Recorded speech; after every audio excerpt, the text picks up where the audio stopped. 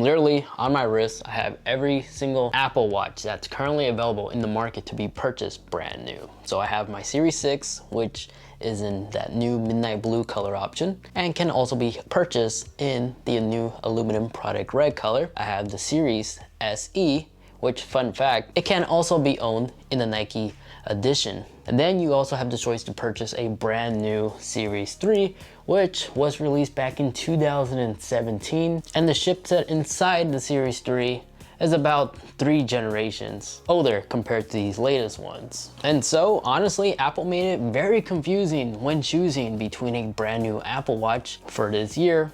But don't worry, I have you covered in this video. We're gonna go ahead and compare all 3 of them to help you conclude and decide which Apple Watch is really the best one for you.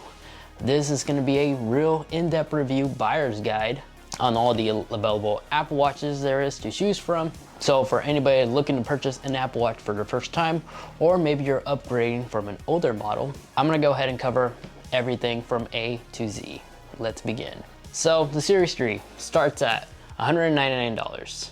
During its release, it was available in these material choices to choose from. You can find these, I'm pretty sure, on eBay, selling for a lot cheaper. But if you like to buy a brand new, aluminum is the only choice you have in these color choices. The Series SE, as I already covered, can be purchased in the standard SE or the SE Nike version. The Nike version only comes in silver and space gray. Meanwhile, the standard one can be purchased in gold, aluminum, and space gray. The Series 6 can be purchased in aluminum, stainless steel, and titanium. Now, Apple Watches, in my personal opinion, after trying Fitbits, the Samsung Galaxy Wear Watch series, and other fitness trackers like Fossil smartwatch, when it comes to the ultimate fitness trackers, Apple Watches are the best one available in the market. They're so easy to operate, they offer a lot of features, and that square triangular look basically grew on us. Heck, even third-party competitors are now trying to compete by using that same blocky style, which, fun fact, during the early days, a lot of people used to criticize Apple for using a square design. Well, now these third-party competitors are trying to copy that. This brand is a fine example. But there's a couple issues I have with the Series 3. It's the oldest of the 3. This thing got released back in 2017, which means its internal hardware is kind of outdated. Internal storage capacity is very limited compared to these 2 other Apple Watches, which have a storage capacity of 32 gigs. Other outdated stuff is that the OS, even though it does have some of the main important features, but it lacks some of those awesome new watch faces added for watchOS 7. This is caused because the old outdated smaller display, which is another con about the Series 3 that really does need to be talked about. Since it shares an older design, yes, there is still accessories available for it, but all the new stuff third-party manufacturers are no longer producing for the Series 3. They're moving on and producing it for the Series 4, 5, 6, and of course the SE, as the SE body design is 100% identical in dimensions and everything, that even those other accessories that you have available if you're coming from a Series 4 will fit the SE Apple Watch and the new Series 6 without any issues. So for the Series 3, since it does start brand new for $199, $80 more will give you a latest and greatest modern looking Apple Watch if you go ahead and get the SE. And yes, a cellular option is available for all 3 of these smartwatches, believe it or not. And the funny thing is about the Apple Watch SE, if you get the cellular version, it's only $50 more from its $280 starting price point for the base model, which, fun fact, it still is a lot cheaper than the standard base model of the Series 6. So the SE is literally right there in the middle. Now, all 3 of these Apple Watches, their displays get extremely bright, especially when you look at it in direct sunlight. So it's really easy to see the display even outdoors. And then not only that, yes, the Series 3 does have all the important fitness tracking abilities. It's able to track your steps, your calorie burns. You have all the awesome Siri support, as well as launch websites and all that jazz from your Apple Watch. But I think the Series 3, it's literally on its last leg in terms of future software support, which is why I don't think the Series 3 is really worth it unless you find an incredible deal, maybe like $100 at most. That would be the most I'll pay for a Series 3 in 2020. Besides that, I could definitely see that this SE to become on sale in a lot more retail stores, especially in Costco. What they usually do annually, they usually discount the latest Apple Watch if you're a Costco member, but I'm pretty sure Best Buy and later on Amazon will soon have some really incredible deals for both of these modern day smartwatches. And also keep in mind, fall detection is not available on the Series 3. That's only available on the Series 6 and SE. Now in terms of speed and performance, the Series 3 takes the longest to boot up. Then surprisingly, the SE and the Series 6 are almost neck and neck, even though the SE is using last year's powerful chipset that was found in the Series 5. Now in terms of overall performance, surprisingly, these two smartwatches are almost identical when it comes to performance, whereas the Series 3 is just a couple of seconds behind.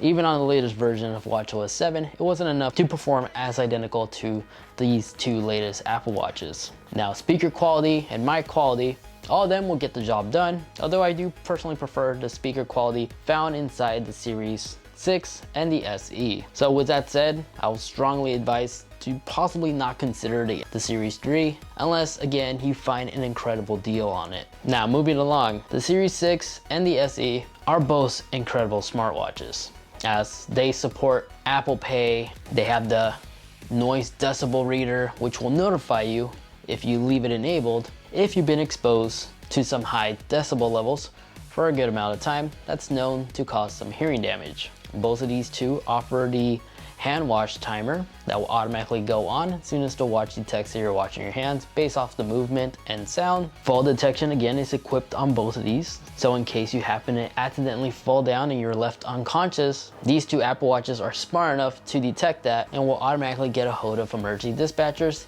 as well as contact those that you have selected as your emergency contact with your pin exact location. All of them are able to achieve an all-day battery life without any issues. And since they're all on watchOS 7, they have the sleep mode function where you can monitor and log your sleep. The Series SE and the 6 both are using the 2nd generation heart rate monitoring sensors, which do a fantastic job in monitoring your heart rate throughout the day, as well as give you a rough estimate how many calories you have burned. Auto workout detection is also a feature that all three of these have and works extremely well, especially when it comes to detecting the correct exercise that you're doing, and will remind you if you want to log that exercise. A built-in GPS is found in all three of these, but I do prefer the larger display found on the SE and the Series 6. Reading text is a lot more pleasant to read from these two displays. Then other important factors to really consider when it comes to choosing between these two are very likely to receive more future updates. As the Series 3, once again, it's like on its last leg in my opinion. Now again, the SE is right in the middle. It has the important safety features for the majority of people, as it does have a built-in heart rate sensor. Again, it has the fall detection. It doesn't offer a blood oxygen sensor, nor does it have the ECG capabilities. And even though the SE shares the same display technology that's found on the Series 6, unfortunately it's software locked where the always on display isn't available on the SE. But besides that, these two Apple Watches are 100% identical besides its internal chip, as it's using last year's Series 5 chip inside the SE, which in my opinion performs very well. Then with the Series 6, it's said to have a 20% increase in performance compared to the S5 chip, but from real world experience, it's only like a couple of milliseconds faster. Not so much that will actually blow my mind in terms of its performance when comparing the two side by side. But if you're looking for a more premium Apple Watch, the Series 6 does offer, again, different materials for your chassis, aluminum and stainless steel. So if you're into the high premium stuff, I guess that's a good reason to go for the Series 6. Or maybe you really do like the new midnight blue or the product red color choice to choose from. Now, if you have a Series 4 or a Series 5, there's very few reasons why you want to make the transition to these newer generation Apple Watches, because as we tested in the past in this video, in case you haven't watched it yet, don't worry, updated version's coming out soon, so make sure you are subscribed. But in that test, we test every generation Apple Watch, and we came to the conclusion that the Series 4 and the Series 5 performed identical. So if you have a Series 4 or a Series 5, there really isn't a reason to upgrade. In fact, if you're on the Series 4 and you want that always on display hardware, you might be better off selling your Series 4 and looking for a used one or one that has been heavily discounted in a retail store now that the Series 6 is released to replace it. That's a good way to get the always on display LTPO hardware. But now if you're considering upgrading from a Series 0 all the way to like a Series 3, I will definitely consider picking up one of these latest generation newer model Apple Watches. It doesn't have to be one of these two. You'll be perfectly fine with a Series 4 and a Series 5 like I mentioned. With the Series 5, if you find a good deal on the Series 5, you're going to take advantage of that cool always on display hardware. But again, it's not really necessary as we survived just fine even with our older generation Apple Watches at that time that didn't even offer this feature. So in other words, you can't go wrong with either of these. But if you do like that ECG hardware technology, if you happen to be like me, who just enjoys collecting as much data of yourself as much as possible, then maybe having an ECG or a blood oxygen monitoring sensor may be a huge pro for you, especially if you're known to have health complications. One thing I enjoy a lot about the blood oxygen sensor is that just like the heart rate sensor, it will randomly begin measuring throughout your entire day without you even noticing, and will log in that information on the health app on your iPhone.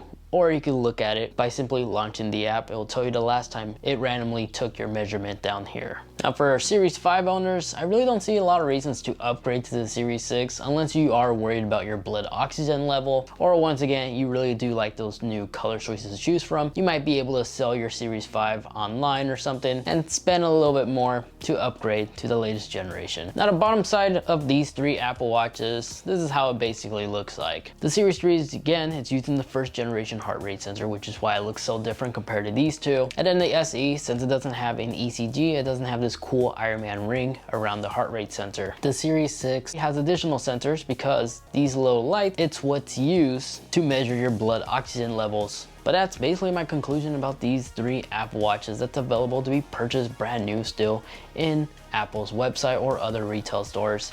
If you were to ask me personally, if you never owned an Apple Watch before and you don't really want to spend that much, the watch of choice for me would probably be the SE, and would be the one that I would personally recommend to friends and family. Now we all have different backgrounds, so if you have a medical history and you want to be able to constantly check your blood oxygen levels, again, this is not medical grade standard, but will give you an estimate and a general idea of your current health condition, which can help in monitoring your overall health. Yeah, by all means, the Series 6 is absolutely amazing. And then as for the Series 3, don't get the Series 3. This thing is really old now. I'm pretty confident that Apple has it on its last leg. Well, I hope you guys enjoyed. That was a quick comparison against the three available Apple Watches in the market. Make sure to hit that subscribe button as we're gonna go ahead and test out all these different generation Apple Watches and compare them against each other. So make sure you are subscribed so you don't miss that exciting video. Now, if you end up recently picking one of these Apple Watches on and you're on the latest watchOS 7 firmware update, make sure you go ahead and watch this video over here so I go through all the must-know settings to enable and change to unlock some very useful features, like the ability to unlock your laptop or iPads and such without having to enter a PIN code. And then this video over here, that's just a video that YouTube is recommending specifically for you. Feel free to watch either or. Thanks so much for watching. Take care, and I'll catch you all in the next one. See ya.